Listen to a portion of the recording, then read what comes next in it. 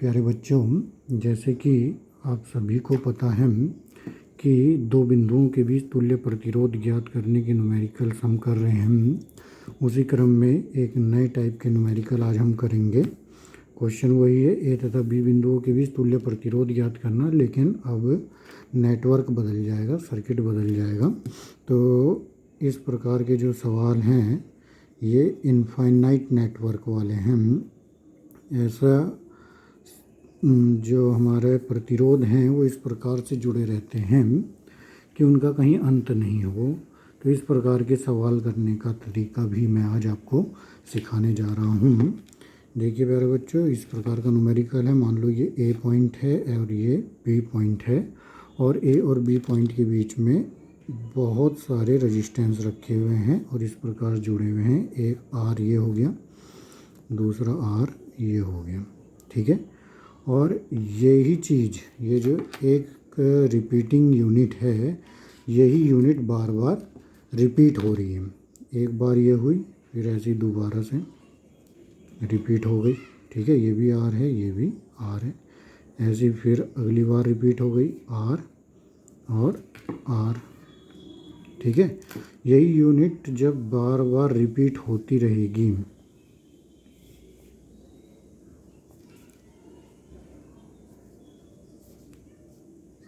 ये इस प्रकार से ये यूनिट बार बार रिपीट हो रही है। और कब तक हो रही है? मान लो अनंत तक हो रही है। मतलब इस प्रकार का हमारा ये सवाल दिया है कि इस प्रकार का जो ये कॉम्बिनेशन है, इस कॉम्बिनेशन के ए और बी बिंदुओं के बीच में तुल्य प्रतिरोध ज्ञात कीजिए, ठीक है। समझ गए होंगे। तो ऐसे सवाल हमने संधारित्र के केस में भी किए थे, वहाँ आपने किए होंगे। तो अब आप बहुत ही आसानी से समझ जाएंगे।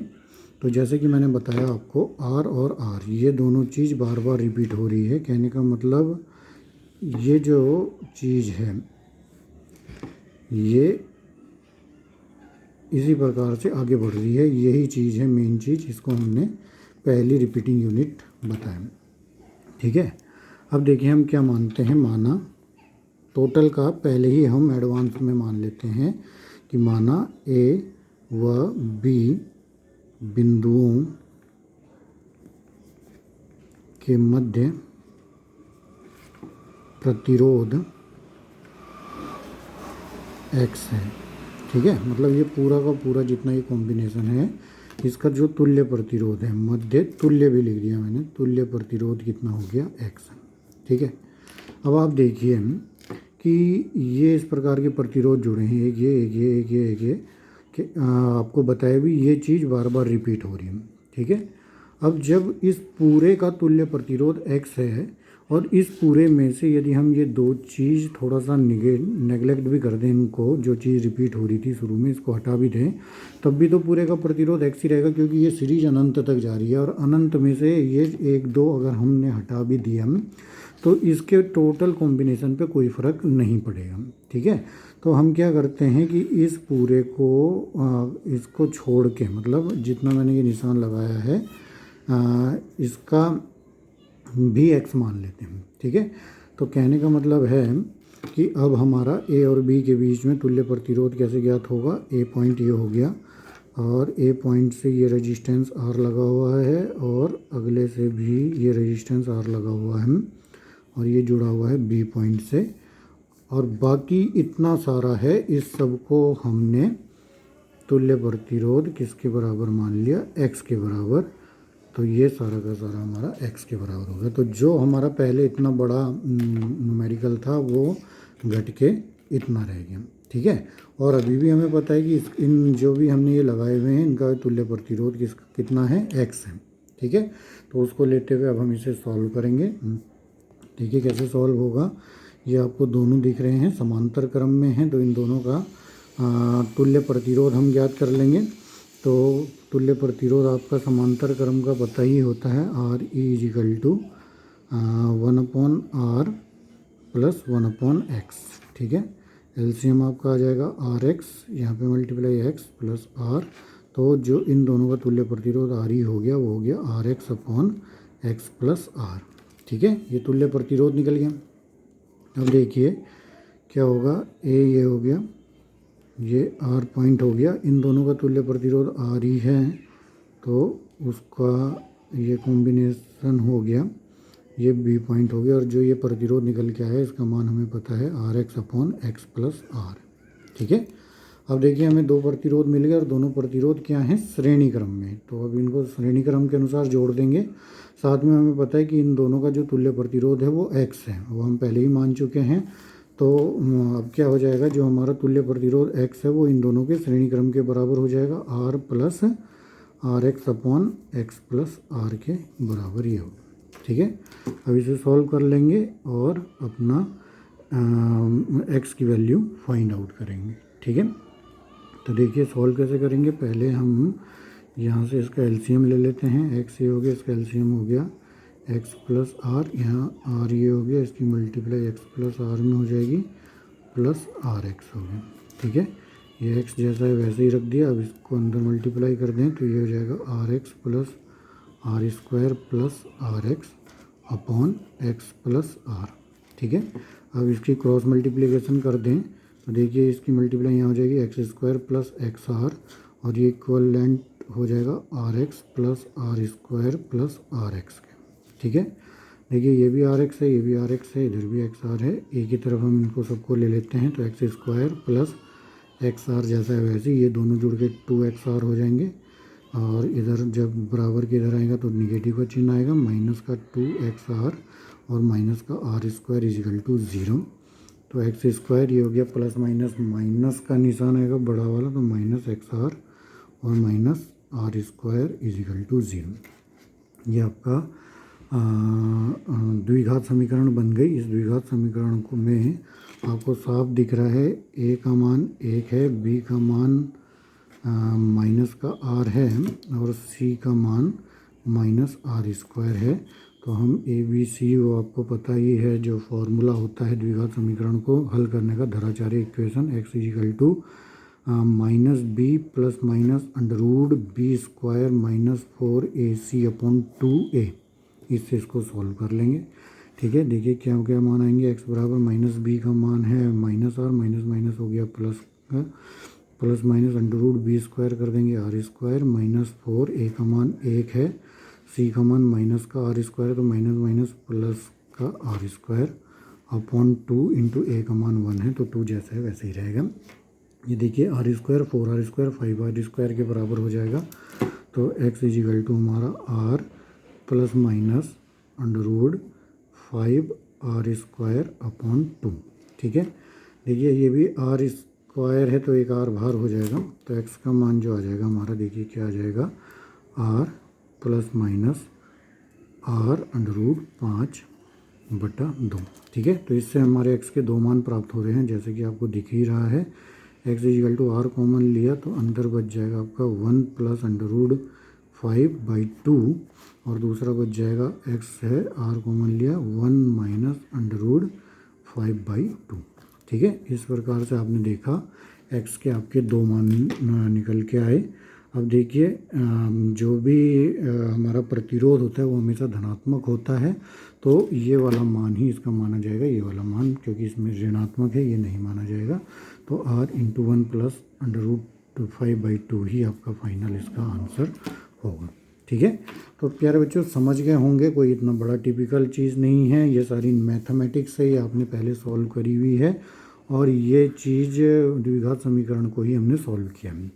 द्विघात समीकरण पे पहुँचे कैसे, मैंने कहा कि जब ये पूरे का प्रतिरोध X मान लिया, तो इसमें से अगर हमने कुछ थोड़ा बहुत छोड़ भी दिया तो उसका भी तो X ही होगा, थोड़ा बहुत क्या, दो ही रेजिस्टेंस छोड़े। ठीक है, तो दो रेजिस्टेंस छोड़े तो उनका भी तुल्य प्रतिरोध X मानते हुए हमारे पास ये इक्विवेलेंट सर्किट आया, इस इक्विवेलेंट सर्किट को सॉल्व किया तो ये आया, इसको सॉल्व किया तो ये समीकरण हमें प्राप्त हुई, उसको सॉल्व करके हमारे तुल्य प्रतिरोध X का मान ये प्राप्त हो गया।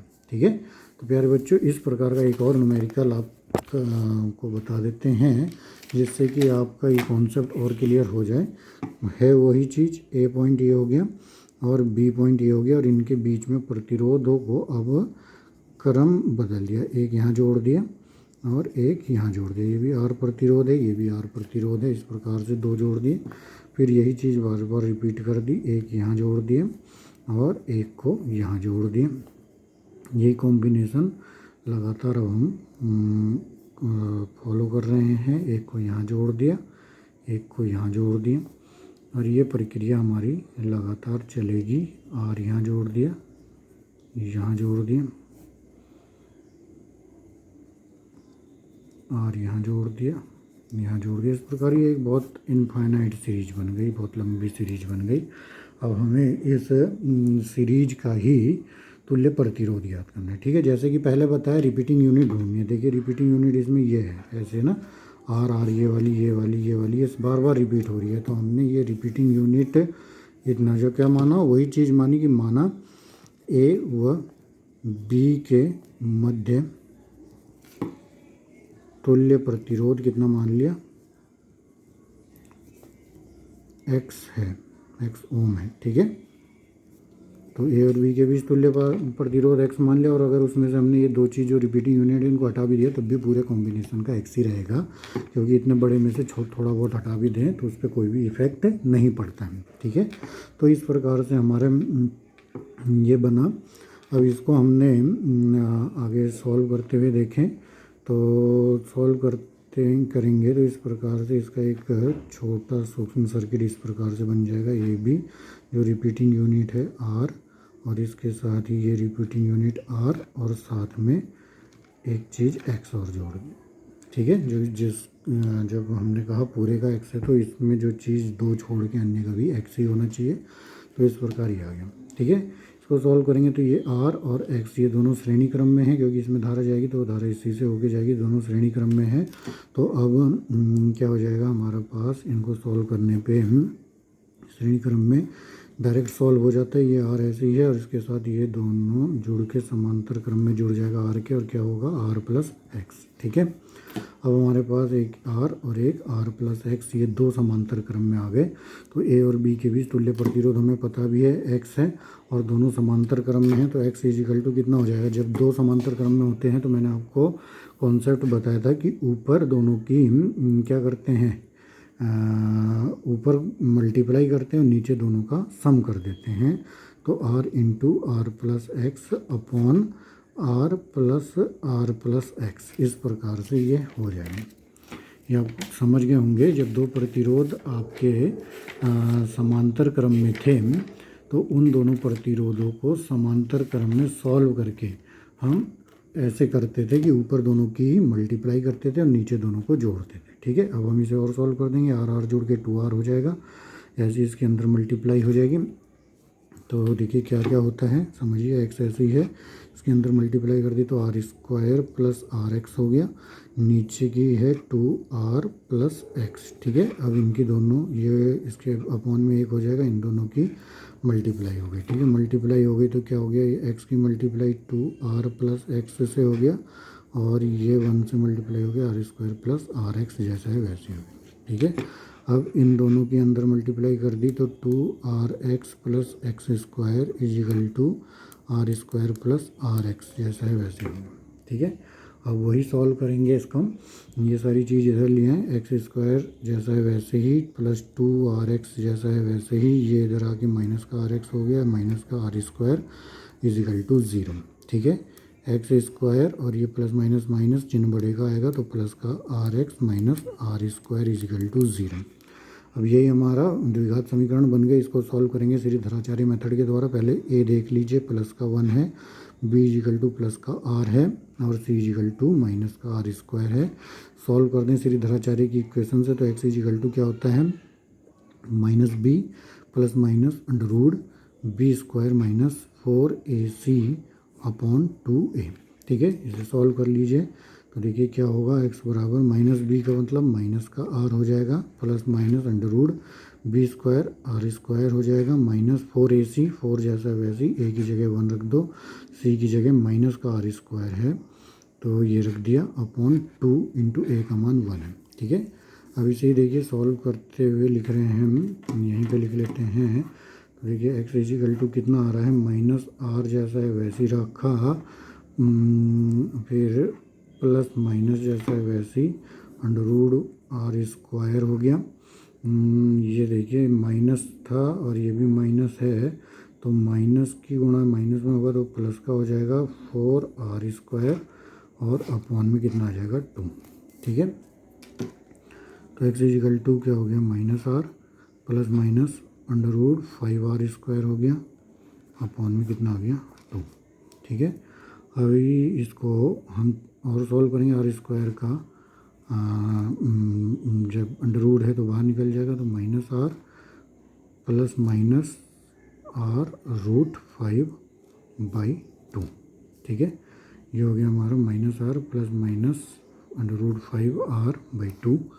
ये हमारा x का मान आ गया। अब दो पार्ट में ये भी डिवाइड होगा। x बराबर एक तो माइनस आर फिर प्लस आर रूट 5/2 और दूसरा होगा x is equal to minus R root 5/2। ठीक है, इधर से r कॉमन ले लिया, अंदर हो जाएगा -1 प्लस रूट 5/2 और इधर से भी r कॉमन ले लिया, अंदर हो जाएगा, चलो माइनस भी कॉमन ले लिया, 1 प्लस अंडर रूट 5/2।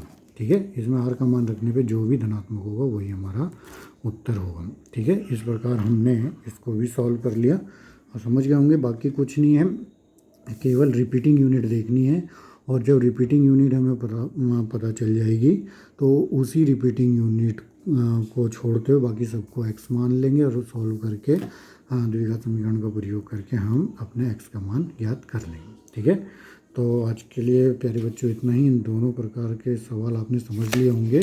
इस प्रकार से आपको अन्य कोई भी सवाल आपकी बुक में दिखाई दिए तो आप उन्हें करें। ठीक है, बार बार करने का प्रयास करें। मेथड आपको बता ही दिया है और अगर कोई समस्या तब भी आती है तो आप मेरे से पूछ सकते हैं।